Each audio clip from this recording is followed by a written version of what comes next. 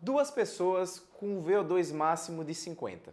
Por que que essa aqui consegue correr e se manter por mais tempo durante a corrida com essa que tem o mesmo valor, essa mesma capacidade de gerar energia? A resposta ela está no treino justamente fora da corrida, aquele treino de pliometria, aquele treino de resistência. E no vídeo de hoje eu vou abordar como esses dois métodos, como essas duas técnicas aqui podem auxiliar a otimizar o seu desempenho na corrida. E se você tem interesse no tema, segue o vídeo. Fala galerinha, beleza? Danilo Pereira, médico do esporte, mais um vídeo aqui no canal. Se você caiu de paraquedas aqui agora, se liga que toda terça, quarta, quinta e sexta tem vídeo novo sobre o mundo, sobre o universo da medicina esportiva. Temas muitas vezes escolhidos por vocês, mas vez ou outra eu mantendo minha rotina de estudos, eu acho alguns estudos que eu julgo interessante de trazer aqui para vocês. E aí tá aparecendo aqui a capa desse estudo que eu tive como base, papelzinho e caneta aqui na mão, para a gente abordar alguns temas, alguns tópicos, para você que porventura já corre ou para você que quer iniciar no mundo da corrida, como que você consegue otimizar sua performance e também reduzir a chance de lesão. Nesse vídeo eu vou abordar como potencializar a economia da corrida. Para você que quer se deslocar com maior velocidade, com maior resistência ao cansaço, a essa fadiga, sem quebrar naquele treino, você precisa de basicamente 3 pontos. Já tem vídeo aqui que eu abordei sobre esse tema e ao final eu vou deixar 2 sugestões de vídeos complementares que vão encorpar bem o seu conhecimento, o seu entendimento sobre esse contexto de performance, beleza? Fechou esse breve parênteses. Temos 3 pontos que você precisa ter de atenção para otimizar o rendimento na corrida. O primeiro deles é o VO2 máximo, que é aquele contexto que eu iniciei esse vídeo. VO2 máximo, o que é isso? É a sua máxima capacidade de gerar energia. E aí, aqui no canal, eu sempre gosto de fazer umas analogias. Então imagine que seu corpo é um carro e esse carro você faz um processo de combustão. Você joga a gasolina e aí o motor tá quente, tá girando aqueles pistões, batendo aqueles negócios lá, gerando o calor a partir da combustão da gasolina. É mais ou menos isso que acontece no nosso corpo. Você chega, você joga o alimento, você joga o seu nutriente e por esse processo de combustão você vai gerar essa energia.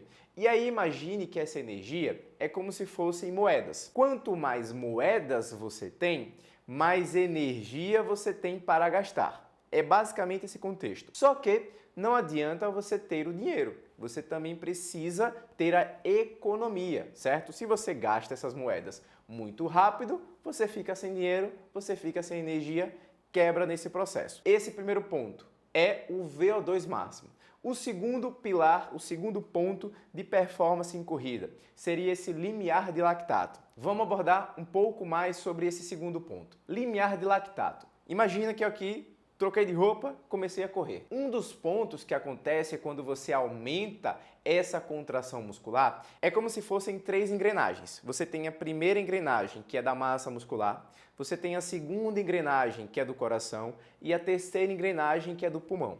Então, um girando mais rápido começa a fazer com que o outro gire mais rápido também. Eu comecei a correr, o que acontece no meu corpo? O coração também começa a bombear o sangue mais forte. O que acontece com o meu pulmão? O processo de ventilação também fica mais dinâmico, né? Os volumes que entram e saem, eles começam a aumentar para quê? O que é que o pulmão faz? Oferta oxigênio, que vai ser o ponto fundamental para esse processo de combustão e que você consiga gerar mais energia para executar esse movimento. Estão conseguindo pegar a ideia? Vamos lá! E aí, a engrenagem do meu músculo começou a girar um pouco mais rápido. Eu estou correndo a 8 km por hora. O que acontece com o meu processo de ventilação? Eu aumento a ventilação para ofertar mais oxigênio para que eu consiga ter esse processo de combustão. E aí eu comecei a correr a 9 km por hora, mais oxigênio ofertado. 10 km por hora, mais oxigênio ofertado. 14 km por hora, mais oxigênio continua sendo ofertado. Só que com 14 km, vamos supor, eu atingi a minha saturação dos receptores. Então, se eu começar a correr a 15 km por hora, 16 km por hora, eu não vou conseguir ofertar mais oxigênio. Por quê? Tudo aquilo que eu tenho de receptor desse processo já está saturado. Eu não tenho mais por onde encaminhar esse oxigênio para ter o processo de combustão, tá bom? E aí, por que é que eu começo a aumentar ainda mais a minha ventilação, mesmo já tendo saturado esse receptor de oxigênio? Agora o meu foco não é pegar mais oxigênio, mas sim jogar o gás carbônico, o CO2 que está sendo acumulado no meu corpo. E aí esse CO2 vai se transformar em um ácido e esse ácido vai diminuir o pH. E essa acidez vai fazer com que eu perca a minha capacidade de contrair o músculo. É por isso que quando você começa a correr a maiores velocidades, o músculo dá aquela queimada, aquela ardida, e aí você inibe o movimento. Isso é um mecanismo de defesa do nosso corpo. Não é o escopo do vídeo, mas deixa eu abrir um breve parênteses. É nesses pontos aqui que, por exemplo, a beta-alanina e o bicarbonato atuam. Eles fazem um processo de tamponamento.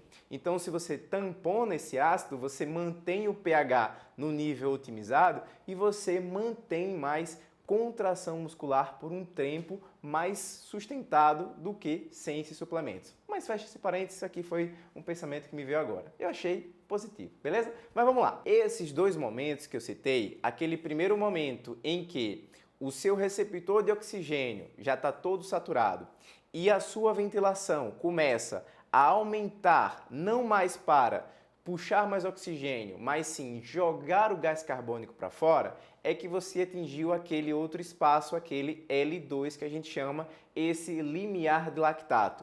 A partir desse L2, desse momento aqui, você tem uma ruptura da sua capacidade de homeostase, né, de manter esse equilíbrio dinâmico que acontece no nosso corpo, e aí você começa a perder performance, perder a capacidade de contrair o músculo. Vamos lá, esse L1 e L2 é o que vão sinalizar as suas zonas de treinamento. Esse é o segundo ponto. O terceiro pilar para o processo de performance, economia da corrida, é o que a gente chama de estado do steady state. O que é isso, pessoal? É o estado de equilíbrio, é o estado em que você tem a oferta de energia e o consumo de energia de maneira dinâmica, de maneira harmônica. Vocês já devem, para quem conseguiu encaixar aquele treino bem encaixado mesmo na corrida, você já deve ter percebido que, nossa, se eu continuasse, talvez eu não ia parar nunca mais. Você ia parar sim, porque você em algum momento iria desidratar e aumentar essa temperatura. Mas foi especificamente esse dia, nesse pace que você manteve aquela oferta de moedas de maneira harmônica, que você conseguiu chegar nesse estado de equilíbrio. Deixa eu abordar um pouco mais esse processo. A gente tem uma oferta de glicogênio e a gente tem um consumo desse glicogênio. Em média, uma pessoa tem uma reserva de 60 gramas de carboidrato no seu corpo disponíveis ali para usar durante o exercício. Esse carboidrato vai estar armazenado no seu fígado, no seu músculo, na própria corrente sanguínea. E a gente tem uma taxa de produção. A partir do momento do processo que você aumenta esse gasto, o corpo já começa a interpretar. Epa, essa pessoa está gastando muita energia, eu vou começar a mobilizar as reservas e aí essa reserva vem da gordura, por isso que correr emagrece. E aí você tem uma taxa, né, uma taxa média. Você gasta, em média, 1 grama de carboidrato por minuto de exercício e você tem a taxa de conversão em média de 0,1 grama de carboidrato por minuto. Então, em média, você fica no saldo ali de 0,9. Você gasta 1 e você tem uma renovação de 0,1. Por isso que, mais ou menos, a partir de 1 hora de um exercício, de uma endurance, né, aquela corrida, triatlon, maratona, ultramaratona, a partir de 1 hora já começa a ter aquela demanda, aquela necessidade do carboidrato intratreino, porque você começa a esgotar as suas reservas de energia e aí você começa a quebrar nesse treino. Então, quando a gente pega esses 3 pontos, vamos fazer uma revisão? O VO2 máximo, o limiar de lactato e esse estado de equilíbrio dessa oferta dessas moedas, dessa energia, você tem em média de 85 a 95% da sua performance de corrida. Muitos ficam, se preocupando em coisas que não são tão impactantes como qual o tipo de tênis para corrida, qual o tipo de pisada que eu preciso me avaliar. isso aqui não está nem entre os 5% mais importantes. Então vamos pegar a base, vamos estruturar a sua casa, seu corpo, para ter a resistência àquela porrada do contato, do ataque ao solo, e depois você vai para esse preciosismo, para esse ajuste fino. Tendo esse conhecimento inicial já adquirido, vamos lá, como que você consegue otimizar isso, não só correndo, mas preparando o terreno para você dar essa porrada ali durante o exercício. Ponto 1, pliometria. O que é isso? É um tipo de treinamento que você vai otimizar essa energia elástica que acontece ali no nosso sistema ósseo-muscular. Eu sempre gosto de fazer umas analogias. Eu já fiz aqui a do carro e tem a analogia da casa também. Imagine que o seu corpo é uma casa, só que especificamente para esse ponto você tem um varal de teto. Esse varal, onde está pendurado no teto, o teto representa o osso. Onde fica pendurado o varal é o tendão. E onde você coloca as roupas são as fibras musculares. E aí, durante o gesto esportivo da corrida, você tem ações dinâmicas. A fibra muscular, ela contrai e ela alonga. Isso, você vai distribuir essa energia da fibra para o tendão, para o osso, e para toda ação existe uma reação. Do osso vem de volta para o músculo. Se você não tem uma capacidade de absorção do impacto bem desenhada, bem harmonizada, você vai ter uma pior otimização nesse processo do gasto de energia. Imagine aqui, você tem algumas moedas na sua mão. Você está bem treinado em termos da pliometria, em conceitos do treinamento de resistência. Cada passada que você dá, você oferece uma moeda. Então você tem essa relação de movimento e de gasto. E aí você não está cumprindo as metas do treino de pliometria, cumprindo as metas do treino de resistência. A cada passada é como se você gastasse 3 moedas. Veja só, é por isso que a gente começa a responder aquela pergunta inicial. Por que duas pessoas com o mesmo VO2 máximo de 50, chutei um número aleatório, uma consegue terminar uma corrida e a outra quebra no meio do movimento? Essa aqui, ela está sendo mais gastadora do que essa aqui. Como é que você otimiza esse processo de economia? O treino de pliometria, que eu posso deixar de uma imagem bem clara aqui, treinos de saltos, durante a execução, e aí tem diversas formas de você variar esse processo. Você otimiza esse processo de absorção e de transmissão da energia que você tem durante o ataque do seu pé ao solo e a força do solo que volta de novo para o seu pé. Esse processo de distribuição, se você está bem estruturado, bem firmado, você gasta menos energia.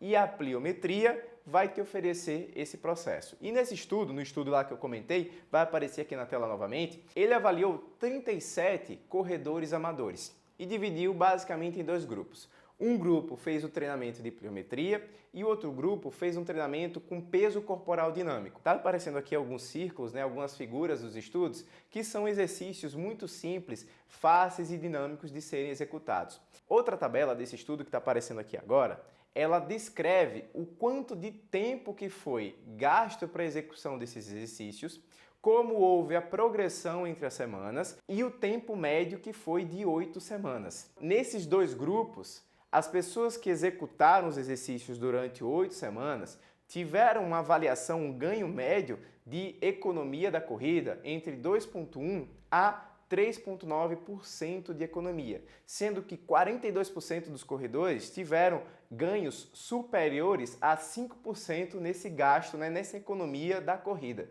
Danilo, mas 5% não é nada.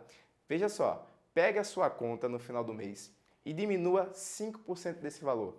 Fique mais econômico nesse 5%. Dá uma boa economia, Você junta um dinheirinho legal. Então é por isso que são esses ajustes finos, essa simplicidade que você otimiza a sua performance, seu rendimento, o seu ganho. Então, para a gente concluir esse vídeo geral, tanto o processo de pliometria quanto os exercícios de resistência com o próprio peso corporal, tá certo? Você não precisa treinar com altas cargas para ganhar essas adaptações neuromusculares que acontecem durante a contração.